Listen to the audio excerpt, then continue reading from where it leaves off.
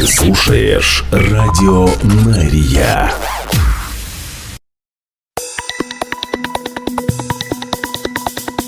Израильская служба новостей в прямом эфире на Радио Мария. Здравствуйте. Сегодня воскресенье, 16 марта. Мы начинаем.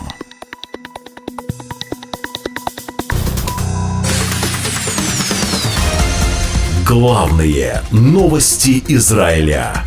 Слушай на Радио Мария. И начинаем с главной темы выпуска. Президент США Дональд Трамп объявил войну хуситам и заявил, что Соединенные Штаты начинают решительный, цитирую, и мощные военные действия против йеменских повстанцев-хуситов. Наши храбрые бойцы прямо сейчас наносят воздушные удары по базам хуситов, их лидерам и системам противоракетной обороны. Все это для того, чтобы защитить американские судоходные, воздушные и военно-морские активы, а также восстановить свободу навигации, написал Трамп в посте в социальных сетях. Никакие террористические силы не помешают американским коммерческим и военно-морским судам свободно плавать по водным путям мира, продолжает Трамп. Мы будем использовать подавляющую смертоносную силу, пока не достигнем своей цели, добавляет Трамп, обвиняя поддерживаемое Ираном движение хуситов в угрозе судоходству в Красном море. На вас обрушится ад, которого вы еще не видели. Дональд Трамп также предупреждает Иран, что ему необходимо немедленно прекратить поддержку хуситов. Трамп говорит, что если Иран будет угрожать Соединенным Штатам, цитирую, «Америка привлечет вас к полной ответственности, и мы не будем относиться к этому хорошо». Напомню, что это первое нападение на территорию Йемена с момента вступления в силу соглашения о прекращении огня в секторе Газа в январе.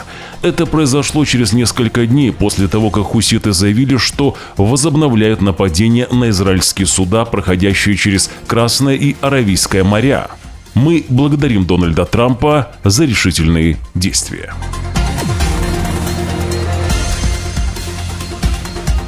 Военная кампания США по нанесению ударов по хуситам в Йемене может продлиться несколько дней, а может и недель, сообщил агентству Reuters американский чиновник, пожелавший остаться неназванным. Еще раз напомню, что президент США Дональд Трамп объявил о начале военной операции в субботу 15 марта, предупредив, что атаки хуситов на судоходство в Красном море необходимо прекратить, иначе будет ад.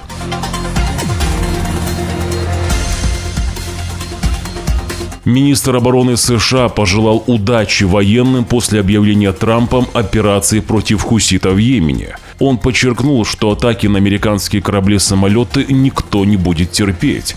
Иран, который поддерживает хуситов, уже предупрежден. По словам министра обороны США, свобода судоходства будет восстановлена, и Америка при президенте Трампе никогда не отступит. Удачи нашим воинам! Атаки хуситов на американские корабли и самолеты и наши войска мы больше не терпим. И Америка при президенте Трампе никогда не отступит, написал министр обороны США.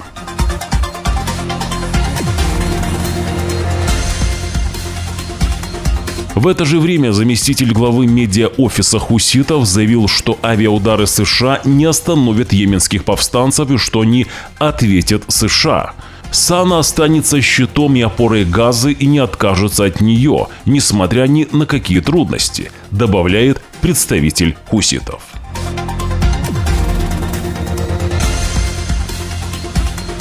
К военной операции США в Йемене мы еще вернемся. Далее о других событиях в главных новостях Израиля на Радио Мария. В субботу вечером премьер-министр Израиля Биньямин Нетаньяху созвал главных помощников и руководителей служб безопасности на брифинг израильской группы по переговорам об освобождении заложников в секторе Газа. Напомню, что команда вернулась из Дохи в прошлую пятницу, и Нетаньяху еще не принял решение о дальнейших действиях. Сообщается, что переговоры в Дохе основаны на предложении Стива Виткофа, спецпредставителя Белого дома на Ближнем Востоке, о продлении первой фазы прекращения огня до 19 апреля и продолжении обмена живыми израильскими заложниками на палестинских заключенных. В конце обсуждения премьер-министр Израиля Биньямин Нетаньяху поручил переговорной группе подготовиться к продолжению переговоров в соответствии с ответом посредников на предложение Виткофа о немедленном освобождении 11 живых заложников и половины павших. В пятницу же Хамас предложил освободить израильско-американского заложника и вернуть 4 павших в обмен на продление перемирия. Израиль и США отвергли это предложение как недостаточное. Сообщается, что Израиль требует освобождения по меньшей мере 5 живых заложников для продления перемирия. Официальные лица Иерусалима предупредили, что армия обороны Израиля может возобновить интенсивную военную кампанию в секторе Газа, если в ближайшее время не будет достигнуто соглашение с Хамас. Напомню, что соглашение между Израилем и Хамас вступило в силу 19 января, ну а переговоры по второму этапу должны были начаться на 16-й день первого этапа. Однако в течение почти месяца мы, Израиль, отказываемся вести переговоры по условиям второго этапа, который потребовал бы от нас полного вывода войск из Газы и согласия на окончательное прекращение войны.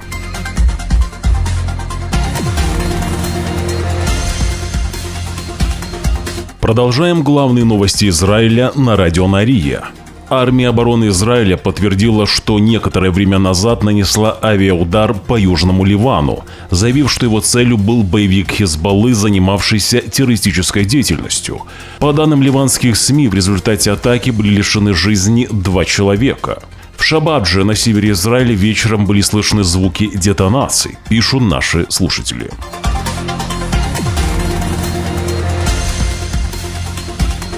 В центре страны продолжается активная жизнь в палаточном городке возле Министерства обороны Израиля в Тель-Авиве. Эйнав Зангаукер, мать заложника Матана Зангаукера, организовала пробег сотни активистов вокруг штаб-квартиры Министерства обороны, требуя возвращения заложников, которые удерживаются группировкой в секторе Газа. По-видимому, заложники содержатся прямо в Министерстве обороны. Пробежки проводятся каждый день с момента создания протестного лагеря вокруг Министерства обороны. Участники акции в новых футболках с призывами вернуть всех заложников домой также несли плакаты с изображениями пленников, которые удерживаются в секторе Газа. Палатки, еда, спальные принадлежности, громкоговорители, футболки и плакаты. Каждый день на это все выделяются деньги. Напомню, что наших слушателей в группах в Telegram приглашали переночевать в таких палатках за 100 шекелей за ночь, плюс еда и доставка до места. Если вы не хотите работать, вам нравятся танцы вечерами возле костров, тогда вас ждут в палатках в Тель-Авиве возле штаб-квартиры армии обороны Израиля. Добавлю, что ранее и родственница одного из заложников требовала арестовать Эйнав Зангаукер.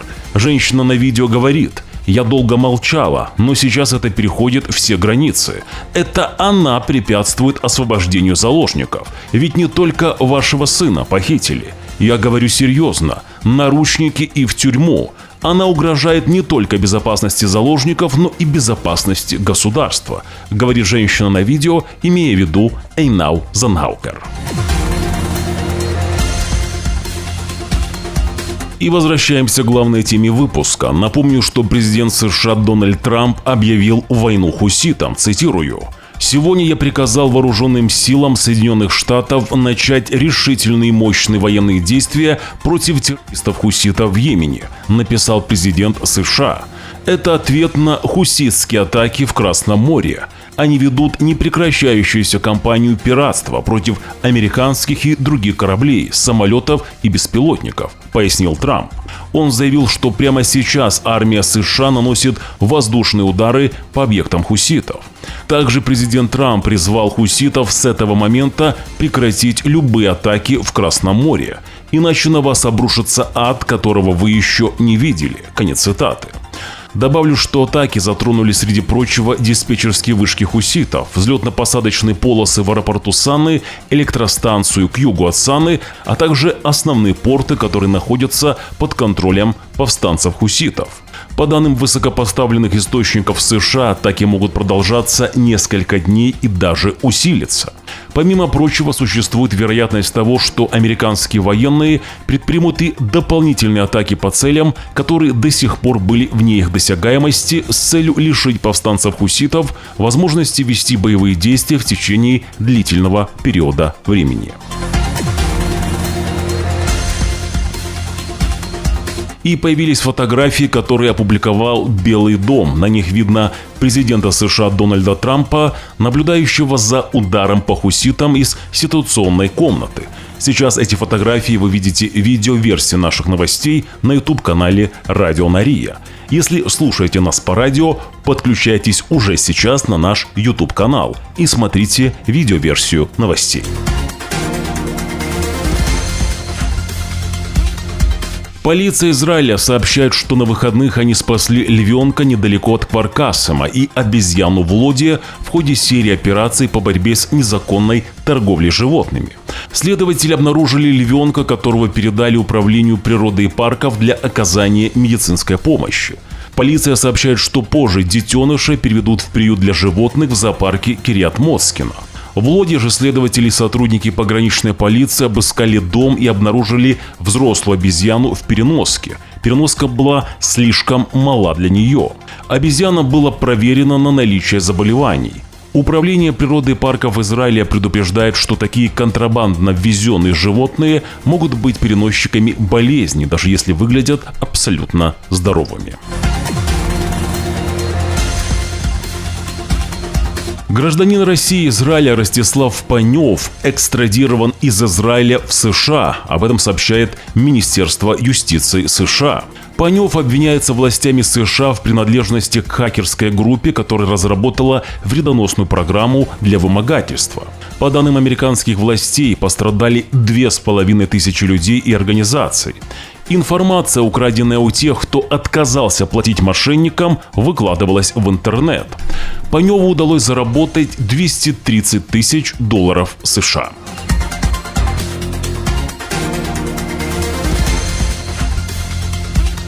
Уже через несколько секунд мы продолжим главные новости Израиля.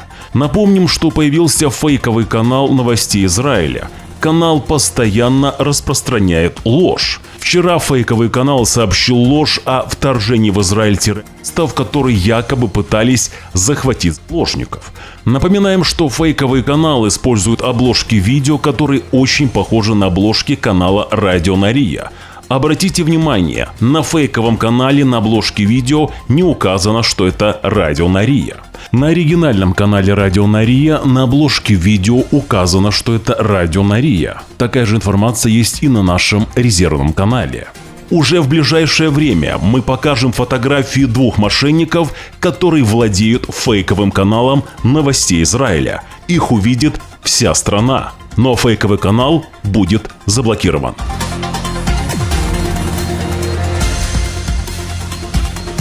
Продолжаем новости Израиля на радио Нария. В Иерусалимском квартале Меа-Шеарим, где проживают ультраортодоксальные евреи, полиция обнаружила между домами натянутую веревку, на которой висел флаг Организации освобождения Палестины и кукла, которая напоминает солдата Цааля.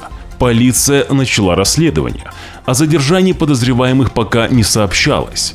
Кто подвесил куклу солдата Цааля, стражи порядка обещают рассказать уже после расследования. Следите за новостями Израиля в нашем телеграм-канале. Подпишитесь уже сейчас. Ссылка на наш телеграм-канал будет в первом закрепленном комментарии под этим видео.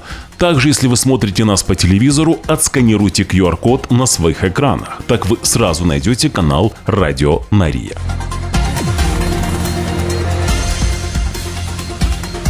Если вы хотите поддержать Радио Нария, сделать это очень просто. Подпишитесь на наш YouTube-канал. Для этого нажмите на кнопку «Подписаться». Также нажмите под видео на палец вверх, если видео вам понравилось, или на палец вниз, если видео не понравилось. Под видео нажмите на значок колокольчика. Это поможет вам получать уведомления, чтобы не пропускать экстренные прямые эфиры Радио Нария. Не забудьте оставить свой комментарий. Благодарность и нашим спонсорам. Их имена сейчас на ваших экранах. Израильская служба новостей желает вам хорошего дня.